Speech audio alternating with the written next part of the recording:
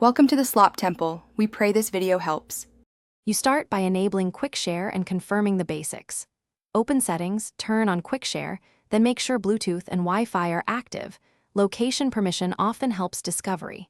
Next, open the app you intend to share and position the recipient within a few meters so devices can detect each other fast.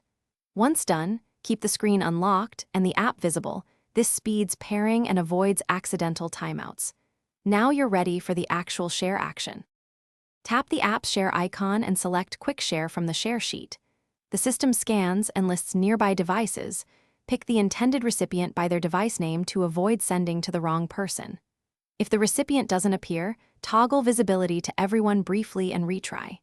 Make sure both devices confirm the transfer prompt. This is the secure handshake. Also, choose whether to share as a link or file when offered. Links are smaller and faster. Files preserve app. Once the recipient accepts, watch the transfer bar until it finishes. You'll get a notification when the app link or package is delivered. If the transfer stalls, first toggle Bluetooth and Wi-Fi, then restart Quick Share and attempt again. Most issues clear with a quick reset. If it still fails, verify both devices have enough free storage and appropriate permissions for receiving shared content. One key tip: switch visibility to contacts only after finishing to restore privacy. Thanks for watching.